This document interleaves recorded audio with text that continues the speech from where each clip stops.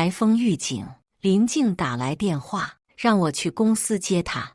我去到半路才收到她的消息，不用接我了。我去阿峰家住几天，我不吵不闹，只回复了个好字。深夜，林静的小学弟又发了条仅我可见的朋友圈，照片里的林静窝在他怀里喂他吃零食，窗外是狂风暴雨，配文：恶劣天气，当然要跟最爱的女孩一起度过。我淡淡点了个赞，林静却忽然打来电话，质问我点赞是什么意思。我平静地回答他：分手的意思。大家好，开始今天的分享之前，希望你能给人间烟火点个订阅，我将会分享更多优质的内容。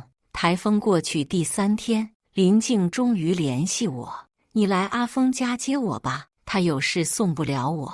以前只要他打电话，我都会放下一切去接他。现在我趁煮粥的间隙才回复他一句：你自己打车回吧。半个小时后，林静拖着行李箱，一脸阴沉地走进家。我都没回家，你还有心思吃饭？我停下喝粥的动作，不明所以地看着他。林静不耐烦地脱下外套：别吃了，先把我行李箱里的衣服洗了。昨天阿峰家电闸被台风刮坏了，我连澡都没洗。说完就要进浴室，我淡淡道：我没空，你放洗衣机吧。林静脚步顿住，拧着眉，一脸不悦地瞪着我：许浩，你闹够了没？台风天那么危险，你来得太慢，我才去阿峰家住的。难道我的生命安全在你眼里就一文不值吗？你至于吃这么大醋？我咽下最后一口粥，拿着碗去厨房，并不想跟他吵。林静却死死盯着我，想了几秒，似是明白什么，又继续数落我：难不成你还在介意那条朋友圈？我都说了，那不过就是个玩笑。阿峰朋友笑话他是单身汉，他不服气，才搞出这个误会的。见你点了赞，吓得他赶紧就删除了，让我帮忙解释。你一个老男人老跟他个小孩计较什么？我有些好笑。江峰都28了，还是个小孩，我只比他大1岁，却成老男人了。话不投机半句多，我把锅碗洗干净，才平静道：我真没空给你洗衣服，我要出门了。林静的表情有些意外，换作往常我总会争论几句的，这次我竟然这么冷静。他的脸色变了又变，就在我走出客厅时，他忽然迎上来亲了我一下。这样总不生气了吧？林静倨傲地瞥我一眼，仿佛我的情绪尽在他的拿捏之中。我却下意识推开了他，有些犯恶心。以往林静就算做错事也不会示弱，更不屑于用这种方式哄我。如今为了江峰，竟然主动亲我。看来这3天他们该发生的都发生了吧？我不着痕迹地擦了下脸，去门口换鞋。林静难以置信地瞪着我：许浩，你什么意思？嫌弃我？没有，只是洁癖。林静气得刚想发火，我的手机忽然响起来，网约车到楼下了。见我要出门，林静忽地拽住我，神色有些慌乱复杂：你今天到底抽什么风啊？你要去哪？公司。林静松了口气，冷着脸说：取消订单，我送你。林静的车是我送的，她却很少让我坐，这次倒是破天荒的体贴。我却想拒绝，没想到她直接抓起玄关的车钥匙，走到了前面，一如既往的强势作风。没办法，我只好取消了网约车，跟她一起下楼。刚坐到副驾驶，我就看到上面有张男友专属的卡通贴纸。林静素来整洁，不喜欢车上有多余的装饰。这贴纸是谁的手笔？不言而喻。林静瞥了眼我的表情，似乎在等我说什么。以前这种跟江峰相关的细节太多，每次我问，听到的只有指责。这次我索性什么都没说。10分钟后，林静却忽地一拍方向盘，冲我发脾气：你哑巴了？想问什么就问。我不解地看向他，没什么想问的。林静气得发作不出来，默了好久，才脸色僵硬地说：“那贴纸是阿峰贴上去的。我想着快要洗车，就没阻止。我跟他什么都没有，你别又小肚鸡肠，乱吃什么飞醋。”我哦了一声，其实也不在意他们怎么样了。林静看了我一眼，又继续解释：“台风时我去他家住，也是怕你路上不安全。阿峰年纪小，身边没个伴，我正好也能去陪陪他。不过我只把他当小学弟，没别的意思，你别又乱想。”我理解的点点头：“你们是同门是姐弟，清清白白，我相信你们。”以前他们纠缠不清，我总会吃醋大闹，林静就会用这个说辞来搪塞我。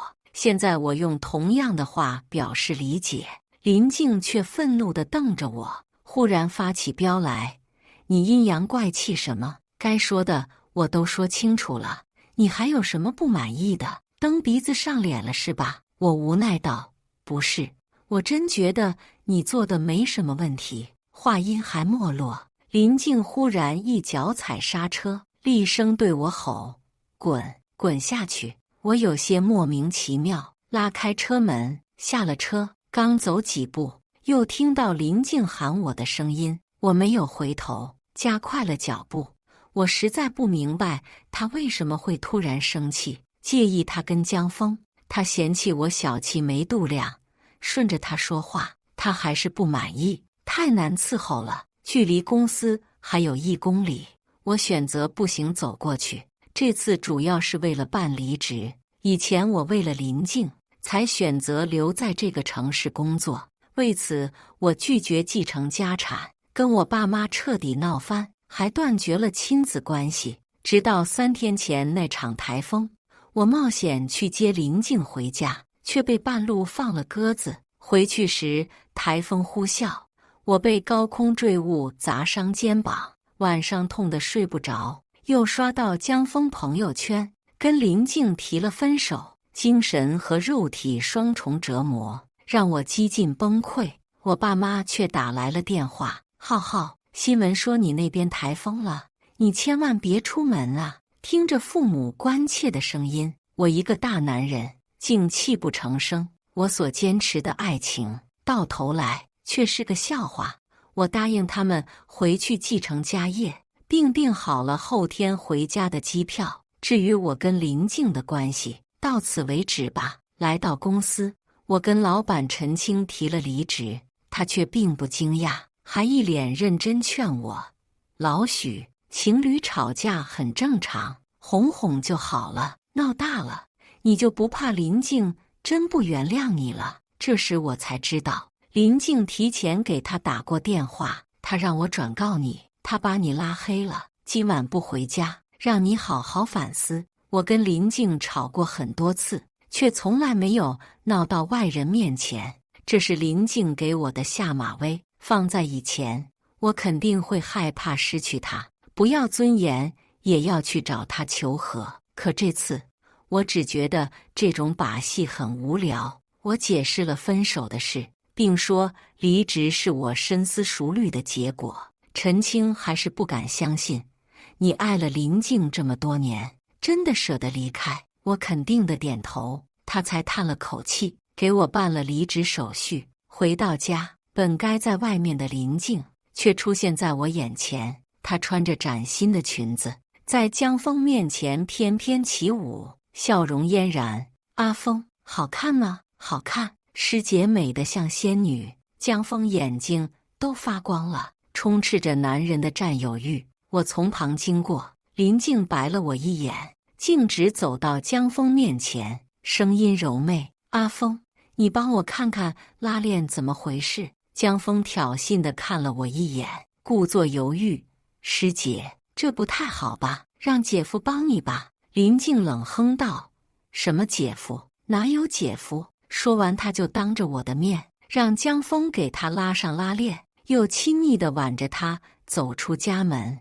我知道他是故意在刺激我，换作以往，我看到他跟江峰的亲密举动，肯定会气疯拦着不让走。可现在我心里异常平静。睡到半夜，我忽然被电话吵醒，是林静的闺蜜孙巧巧打来的。许浩，静静她喝醉了，你快来帝皇 KTV 接她。同时还发了张照片，画面里林静趴在江峰怀里，亲昵地搂着他的脖颈。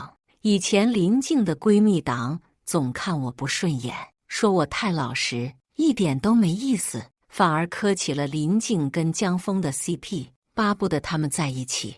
这次他居然破天荒地打电话通知我，我正奇怪，就听到电话那头响起砸杯子的声音。林静尖声大喊：“别给他打电话，我不用他管，今晚我就跟阿峰回家，反正他都要跟我分手了。”这时孙巧巧连忙接话：“许浩，你再不过来，静静就跟江峰走了。”我打了个哈欠：“挺好，江峰很会照顾人的。”说完就挂断电话，埋头继续睡。不知过了多久，外面忽然响起开门声，紧接着卧室被一把推开，林静气势汹汹地冲进来，指着我大骂：“许浩，为什么不去接我？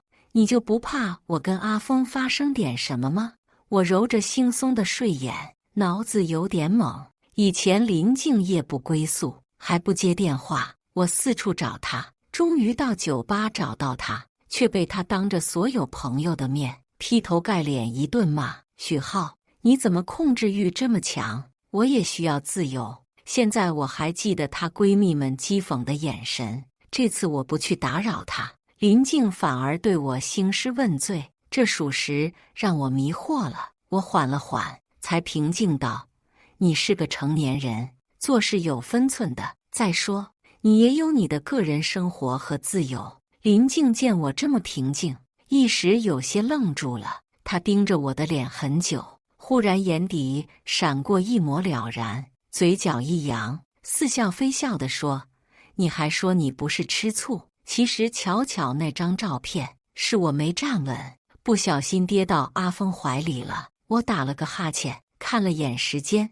凌晨2点。林静继续说：“你要是介意，大不了我以后喝酒带上你。”见我没回应，她顿了顿，忽然有些不耐烦：“非要我以后不跟阿峰来往，你才满意吗？”我无奈地摇摇头：“我真没这个意思，我相信你们是清白的。”忍不住又打了个哈欠：“我困了，有事明天再说好吗？”林静脸上有些委屈，看着我的眼神也有种看不透的困惑。几秒后，她忽然走上前，把外套一脱，就爬上床抱住我，闷声道：“许浩，你到底怎么了？是因为这几天我冷落你了吗？那我现在满足你，好不好？”林静的手指往下滑，放在以往，林静如果像这样主动，我定会激动地扑上去。可现在我却制止了她的动作。“抱歉，我很困，没兴致。”林静的表情僵住了，下一秒她就恼羞成怒，狠狠扇了我一巴掌，还骂了声混蛋，接着就摔门冲了出去。我听到客厅的门也开了，估计林静是离开家了。以前她半夜跑出去，我肯定会马上追她回来，可现在我把灯关了，倒头继续睡。不管林静去哪了，反正她也不会有事。第二天睡醒，林静还没回来，明天就要回家。我刚收拾好行李，兄弟就打来电话，组局为我送行。以前跟林静谈恋爱，他禁止我出去喝酒，更是限制我跟兄弟的来往，一年到头都没聚过几次。现在要离开了，我要跟兄弟们好好喝一顿。我到酒店办好入住，就去楼下包厢喝酒。饭局上都是认识几年的老友，只有一个陌生面孔，是个20出头的年轻女孩。兄弟王凯笑着跟我介绍：“楚冰，我小师妹，最近也要回江城工作，跟你是老乡，回去你俩认识一下。”大家起哄让我加美女微信，我笑了笑，主动扫码添加。就在扫出微信的瞬间，身后传来林静的怒吼：“许浩！”我错愕地回头，林静带着江峰走进包厢，他冲上来就走到我面前，狠狠瞪了我一眼，紧接着又转身面对楚冰，宣誓主权般说：“不好意思，许浩是我男朋友，我不允许他加异性的联系方式。”楚冰诧异地看了我一眼，还没说话，我就直接按了添加。随着页面消失，林静的脸色也阴郁到了极致，她没有对我怒吼，眼神却恨不得剜了我。全场气氛很尴尬。江峰忽然走上前打圆场：“浩哥，我安慰了师姐一晚上才哄好，你就别惹她生气了。刚才我们去吃饭，刚好看见你，师姐马上就过来了，她心里是有你的，你怎么能加其他女生呢？这不是脚踩两只船吗？”林静死死盯着我，怒意更盛了。江峰继续善解人意的拱火：“浩哥，你要是介意我马上走，别因为我让你跟师姐闹不愉快。”以前江峰就没少绿茶挑事，每次我都气得跟他理论，结果林静却总是护着他。这次他故技重施，我反而不生气了，就像是看小丑表演，当然不介意。来都来了，请坐。我很随意地招呼其他人也坐下，自己坐到了楚冰身边位置。最后剩下2个位置，林静阴沉着脸，直勾勾瞪着我，意思非常明白，他是让我主动坐过来，我却装作看不见，给在场的朋友倒酒。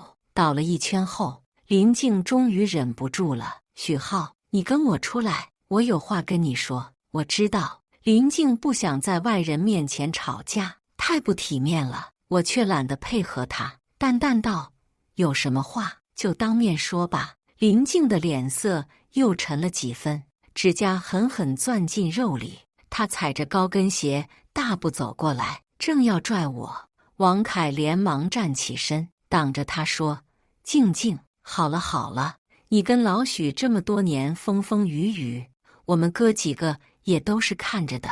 以前老许为了你跟家里闹翻，也要留在这工作，我们都以为你们会走到最后，没想到最终会分手。”王凯端起一杯酒，感慨道：“不管你们是因为什么结束的，现在老许都要离开这个城市了，你们也好聚好散。今天你跟你现任正好过来，咱们大家伙就一起喝个酒，给老许送行吧。”其他人也纷纷端着酒站起来，对我说了些道别的话。我笑了笑，一饮而尽。刚想说几句，林静却忽然失手打翻杯子，好像听到什么难以置信的话，满眼含泪地看向我：“许浩，你要回江城了，为什么不告诉我？我是你女朋友，为什么我是最后一个人知道？你到底有没有把我放在眼里？”林静再也不顾体面，崩溃地质问我。我顿时有些恍惚，她眼角闪烁的是泪光吗？林静在我们这段关系里一直都处在高位，竟然有一天她会为我而哭。可很快我就想明白了，我这个随时由她摆弄的宠物要离开她，她当然会有落差感。我淡淡道：“你把我拉黑了，怎么告诉你？”林静脸色着急，极力辩解：“可是，就算你联系不到我，你就不能找我朋友吗？你根本就是故意瞒着我。这几天我已经够容忍你了，你凭什么跟我分手？凭什么不说一声就离开？”这句话倒是让我无言以对了。他的强词夺理，我也不是第一天见识，其他人都面面相觑，不知道该怎么劝。我对大家说了声抱歉，也没看林静，而是看向江峰：“请把你女朋友带出去。”江峰愣住了，显然没料到我会是这种反应。我又重复了一遍：“需要我叫保安吗？”一旁被晾着的林静再也受不了，愤怒地冲出了包厢，哭声还隐约能听到。紧接着江峰也追了出去，我过去把门关上，一副轻松的样子。终于安静了。咱们继续喝。王凯担忧地看了我一眼，低声道：“真分了。”我点点头。王凯还想说什么，可话到嘴边又顿了顿。其实吧，当初你跟林静在一起，我就觉得不合适，她太强势了。分了也好，你本来就是江城的富二代，硬生生为了个女人，在这边吃了好几年的苦，回去好好享受。大丈夫何患无妻？我知道兄弟这是在安慰我。这些年我对林静的付出，周围人都知道。这一下子分手，还要回老家，换谁看都会以为我受了极大的情伤，无法走出来。可只有我知道，真正的心思不是一天两天发生的事。台风他去江峰家只是个导火索。过去5年，林静做过无数件伤害我的事，要么是在我过生日的时候去陪江峰，要么就是我们在约会的时候带上江峰，诸如此类的事情还有很多。我不止一次的妥协，安抚自己，可终究有个限度。现在超过了限度，我自然会离开。兄弟们陪我喝了不少酒，也天南海北的吹了一通。那个小师妹楚冰还贴心的给我们倒了水，其他人又是一阵起哄。结束酒局，我打算出去买瓶水，可一出酒店大门，就看到林静蹲坐在外面的石台子上。见我出来，她连忙跑了过来，满眼泪水，哽咽又愤怒：“你为什么不来追我？我都跑出去，你就不怕我情绪激动，出什么事吗？”我淡淡道：“你男朋友追你去了呀？”林静听到男朋友这个字眼，表情更加复杂了。她急躁地解释：“你不就是吃醋了吗？你怎么就不承认呢？我跟阿峰没有关系，没有关系，没有关系。我到底要说几次你才能听得懂啊？刚才他追出来，我就让他走了。”他的质问引得周围人纷纷看过来，我拉着他到人少的角落，才道：“你冷静一点，林静，分了就是分了。我不管你是跟江峰在一起，还是跟李峰在一起，都跟我没什么关系了。”林静怔怔地看着我，半晌才颤抖地问出声：“所以你是真的要跟我分手？”“对。”我毫不犹豫地回答，似乎让林静更加伤心了。她哽咽很久，才哑声问：“什么时候的机票？”“明天。”“退了，我们先回家，好好商量，好不好？”林静抓住我的手，努力克制自己的情绪，我却摇了摇头：“不了，我的东西已经搬出来了。”林静愣住了，她怎么都想不到，才短短1天，我就做好了所有离开的准备。她还想说什么，这时手机却忽然响起来，一接听，我就听到江峰熟悉的委屈声：“师姐，我出车祸了，你能过来吗？在市医院。”我好害怕，一听车祸2个字，林静忽然慌张起来，我却有种独自清醒的无奈感。如果江峰真有啥事，怎么可能还会委屈撒娇？可偏偏林静就吃这一套。果然，林静抱歉地看着我：“许浩，我现在必须马上去医院陪阿峰，他在这边没有亲人，你等我，千万要等我，不要离开。”我随意地甩甩手：“去吧，他需要你。”林静深深地看了我一眼，还是毫不犹豫地转身离开。这样的画面，我都数不清见识过多少次了，习以为常。反正每次江峰都会出点岔子，把林静给骗过去。以前我还会愤怒不平，现在只觉得松了口气。买完水回到酒店，我早早地睡觉。凌晨2点起床，准备出发去机场。临走前，我打开手机，却看到林静发来的消息：“你等等我，别走。阿峰这边情况有点棘手，我得陪着他。你就在酒店休息吧，等我回去见面谈。你千万不要自己坐飞机回去哦，我很快就去找你，最迟1个小时我一定会到。”1个小时后，飞机都开了。林静还是一如既往的画大饼，我却懒得配合她，直接去了机场。就在我快要登机的时候，忽然接到林静的电话，一上来就是熟悉的质问：许浩，你人呢？我都告诉你让你等我了，你怎么不在酒店？我就不信我的消息你没看到。阿峰他出了车祸，难道你就非要我把他扔下去找你吗？算了，我查过，你现在还没上飞机对吧？你在机场等我，我去接你。看到前面的队伍在往前走了，我敷衍地说了句：不用了，我上飞机了。挂断电话的时候，还听到林静在着急地喊我，我心里有些讽刺，真有挽留我的心，早就过来了，哪至于等到现在？我倒不是对他还有旧情，只是对他这种虚伪的手段有些反胃。4个小时后，飞机落地，爸妈早早就在机场外等着接我。这么长时间不见，我妈脸上多了好几条皱纹，我爸的背也佝偻了许多，我鼻子有些发酸。以前为了林静，我跟爸妈大吵大闹，气得我爸妈跟我断绝关系，到头来接纳我的还是我的父母。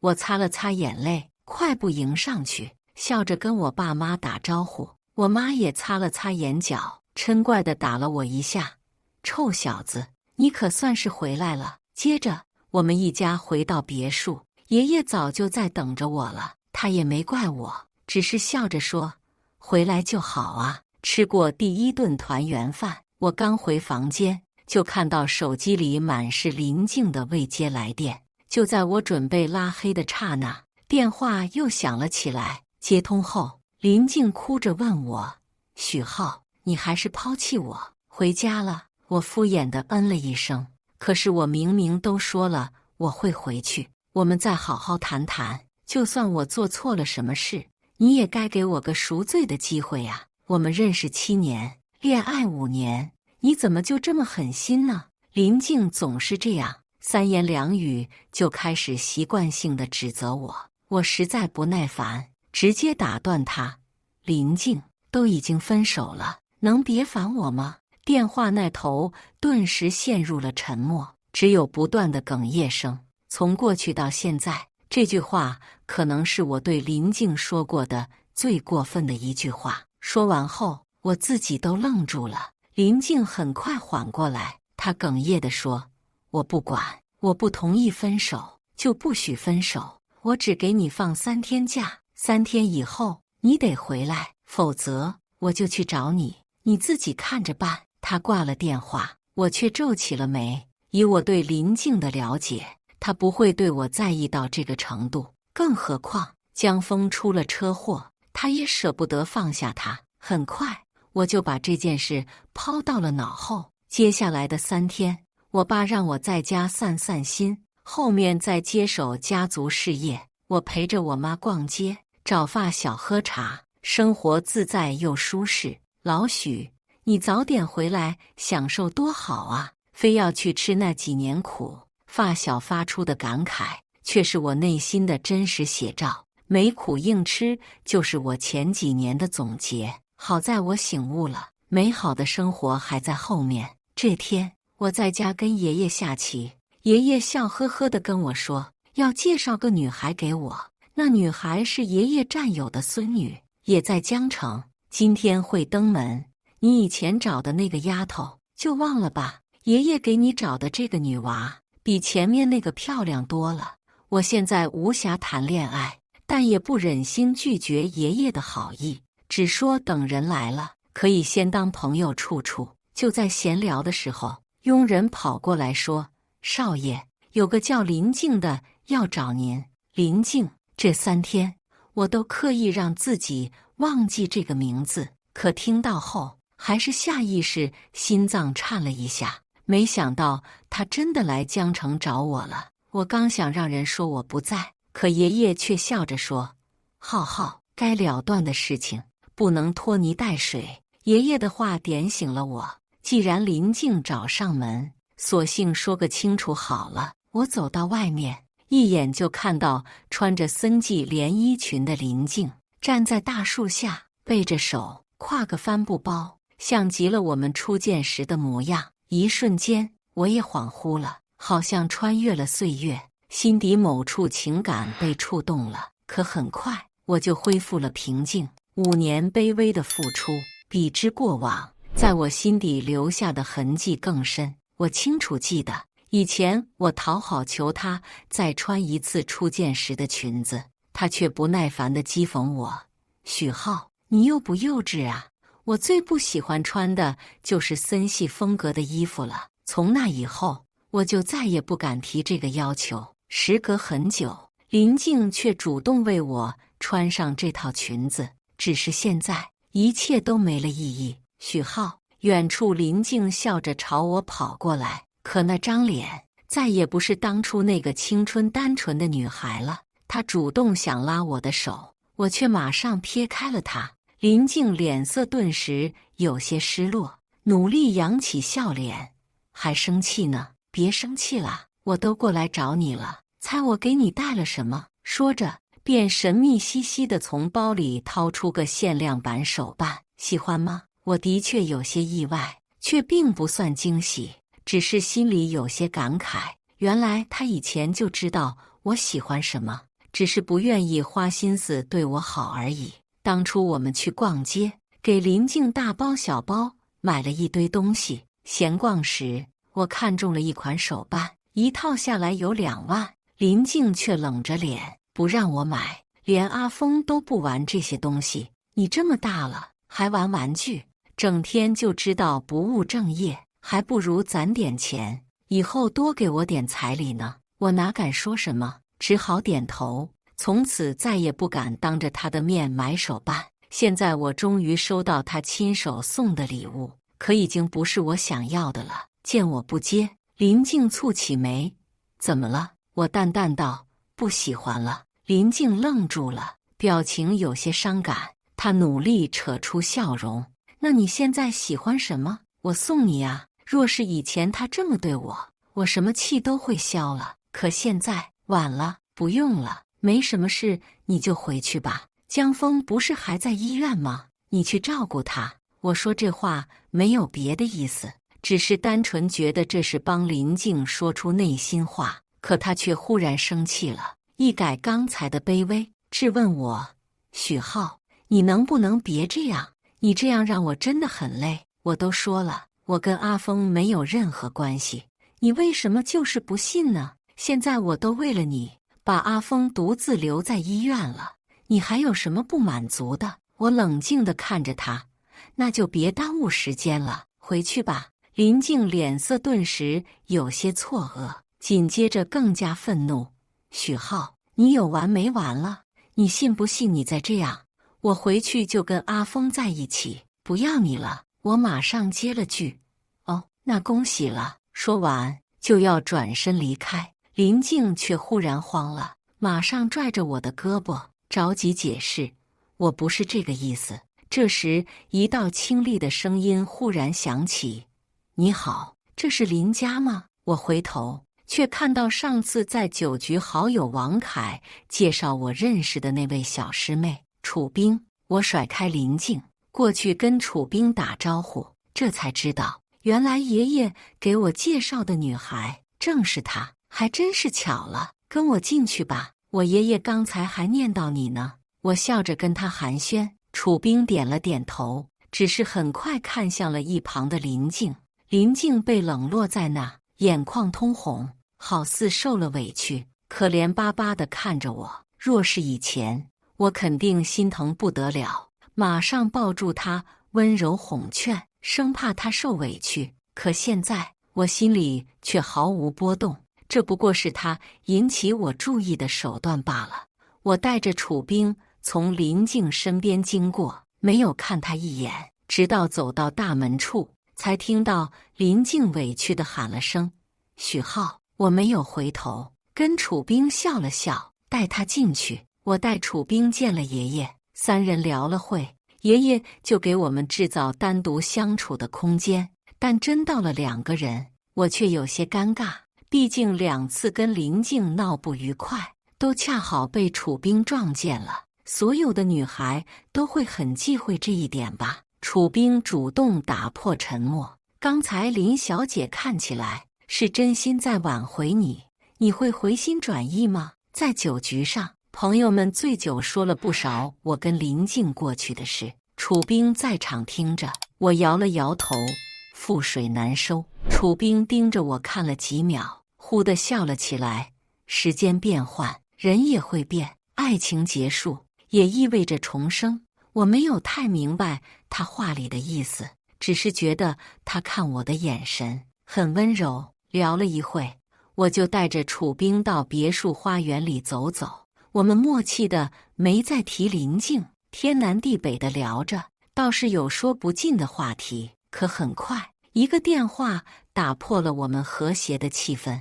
来电竟然是江峰，一上来他就愤怒的大吼：“许浩，你把师姐怎么了？她去江城找你，怎么现在都联系不上？师姐那么爱你，你就算不爱她了，也不要伤害她，你这个混蛋！”江峰破口大骂，我却准确地得到一个消息：林静失联了。距离跟林静分开3个小时，他这么大的人，有手机，不可能会出什么事。我直接挂断电话，不再听江峰的吵闹。可随着天色暗下来，已经到了凌晨，我却看到江峰发的寻人启事朋友圈还没有删除。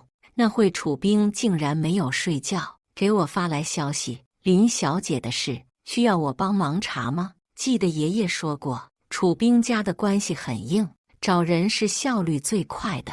到底是相处多年的前任，就算没感情，我也不希望他会出事。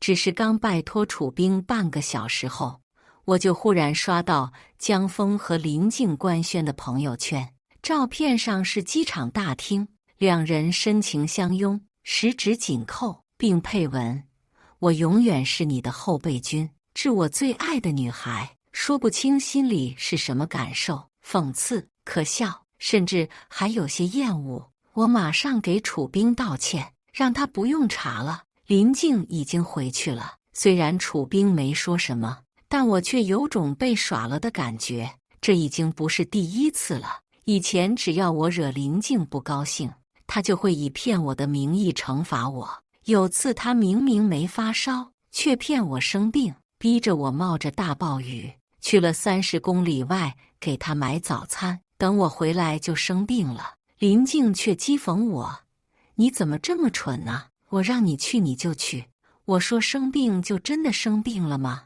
你过来看一眼不就知道了。”现在回想过去种种，只想扇自己2巴掌。做男人太卑微，不过这也是最后一次了。接下来的日子，我恢复了正常生活。我本以为林静就会从我的世界消失，可上次官宣的事没过几天，林静闺蜜孙巧巧又打来电话劝和：“浩哥还生气呢？上次静静跟江峰官宣那事，他就是气你呢，你别是真的信了吧？”我好笑地说：“我跟他早就分了，你跟我说这些有用吗？”孙巧巧噎了一下，又讪笑着劝和我跟林静，说辞无非是这么多年不容易，林静也不是故意的，可我的态度始终都是敷衍。终于，他闭嘴了。那头清晰地传来摔门的声音，我知道林静又在旁边偷听。又过了几天，我莫名其妙发现，我的生活里总是很巧合地刷到一些林静和江峰的事情，比如他们又去哪里约会了，江峰给林静做了什么好菜，两人拍的照片等等。来源基本都是我跟林静的一切共同好友，我却始终无动于衷，一边接手家族企业，一边跟楚冰继续接触。就在1个月后，林静又忽然给我发了一条很长很长的小作文，里面详细写了我们从认识到现在她的所有心路历程，可我却没有精力去看，毕竟我太忙了。又过了几天，林静忽然飞过来找我，冒着大暴雨在公司外等了一晚上。她冲上来就抱住了我，哭得撕心裂肺：“许浩，为什么我怎么做你都不会生气？你明明是爱我的呀！我没办法了，我实在没办法了，你教我怎么做你才会原谅我？我却推开他，彼此拉开了距离，才道：因为不爱了。林静，如果你希望我原谅你，那就请你以后不要再出现在我的世界了。说完，我就掠过他，快步走向了远处等候的楚冰。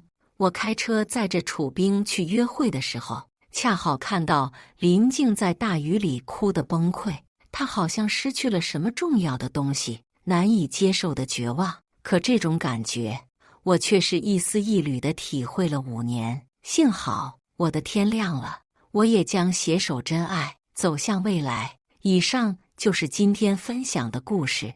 大家有什么想说的、想吐槽的，欢迎在下方评论交流。